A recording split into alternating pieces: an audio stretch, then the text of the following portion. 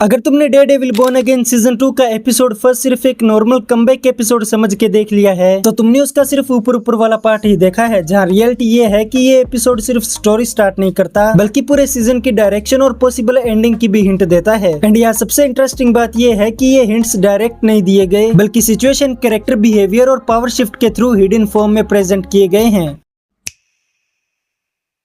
जहां सबसे पहले बात करते हैं पावर स्ट्रक्चर की, जिसमें देखा जाए तो इस बार किंगपिन का रोल कम्प्लीटली शिफ्ट हो चुका है, क्योंकि बेसिकली पहले वो एक क्राइम लॉर्ड था जो शेडोज में ऑपरेट करता था, लेकिन अब वो ऑफिशियली सिस्टम का पार्ट बन चुका है, जहां मेयर की पोजीशन उसे सिर्फ अथॉरिटी नहीं देती बल्कि लोगों के सामने उसे एक सही और एक्सेप्टेड लीडर बना देती है। एंड ये डिफरेंस समझना बहुत जरूरी है, क्योंकि जब कोई क्रिमिनल सिस्टम के बाहर होता है तब उसे रोकने के लिए क्लियर मेथड्स होते हैं, लेकिन जब वही इंसान सिस्टम के अंदर आ जाता है तो उसे रोकना लीगल और मोरल दोनों लेवल पर कॉम्प्लिकेटेड हो जाता है। जहां फिर एपिसोड 1 में किंगपिन का काम, बिहेवियर और उसका स्ट्रेटेजिक साइलेंस एक बात क्लियर करता है कि वो सीधी टक्कर या जबरदस्ती वाले तरीके से नहीं बल्कि सिस्टम के रूल्स को अपने हिसाब से तोड़ मड़ोड़ कर फिर कंट्रोल कर रहा है। और यही चीज देखा जाए तो फ्यूचर कॉन्फ्लिक्ट का बेस बनेगी, जिसमें अगर विलेन सिस्टम बन जाए तो हीरो के पास ऑटोमेटिकली ही ऑप्शन कम हो जाते हैं। एंड ये एक ऐसा सेटअप है जहाँ डायरेक्ट फाइट का कोई मतलब ही नहीं बनता, क्योंकि फाइट किसी एक इंसान से नहीं बल्कि एक पूरे स्ट्रक्चर से हो रही है।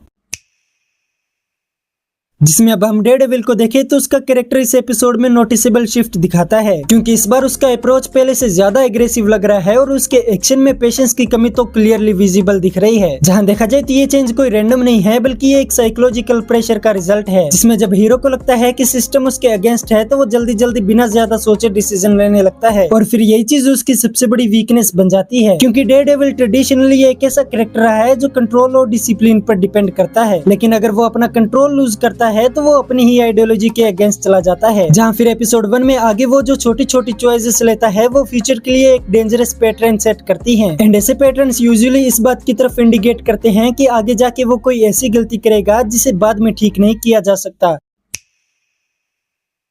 और फिर इसके बाद बुलजाई का आना थर्ड एलिमेंट है, जिसमें भले ही चाहिए उसका स्क्रीन टाइम लिमिटेड हो लेकिन उसका इंट्रोडक्शन रैंडमली नहीं किया गया। बेसिकली स्टोरी टेलिंग में ऐसे कैरेक्टर्स को तब इंट्रोड्यूस किया जाता है जब सिचुएशन को और ज्यादा बिगाड़ना होता है। एंड बुलजाई एक ऐसा कैरेक्टर है जो अनप्रेडिक्टेबिलिटी और डिस्ट्रक्शन का सिंबल है। वो किसी सिस्टम या आइडियोलॉजी को फॉलो नहीं करता और इसी वजह से वो दोनों साइड्स के लिए डेंजरस होता है। जहाँ अगर हम इन तीन एलिमेंट्स को एक साथ कनेक्ट करें तो सिस्टम के अंदर बैठा किंगपिन, मेंटली अनस्टेबल डायरेक्शन में जाता हुआ डेयरडेविल और पूरा हंगामा फैलाने वाला बुलजाई, अगर इन तीनों को मिला के एक क्लियर पैटर्न बनाया जाए तो ये एक नॉर्मल हीरो वर्सेस विलेन की स्टोरी नहीं बनती बल्कि ये एक डाउनफॉल नैरेटिव की तरफ सेटअप होता है, जिसमें फिर इस एपिसोड का सबसे इंपॉर्टेंट हिडन मैसेज ये हो सकता है कि इस बार जीत का मतलब एक्शन सीन्स में जीत नहीं होगी, जिसमें हो सकता है कि डेयरडेविल फिजिकली फाइट जीत जाए लेकिन मोरली या इमोशनली हार जाए, या फिर ऐसा भी पॉसिबल है कि वो सिस्टम को कम्प्लीटली डिस्ट्रॉय करने की कोशिश में खुद ही सिस्टम का पार्ट बन जाए। जहाँ एक और छोटी सी लेकिन इंपॉर्टेंट चीज जो नोटिस करने लायक है एंड वो है सीरीज का डार्क टोन, जहां तुम इसके बैकग्राउंड म्यूजिक को सुन के खुद ही ये चीज नोटिस कर सकते हो कि एपिसोड का ओवरऑल टोन इस बार होपफुल नहीं लगता बल्कि इस बार और ज्यादा हेवी और प्रेशर वाला सा फील देता है। और ऐसे टोन का यूज यूजुअली तब किया जाता है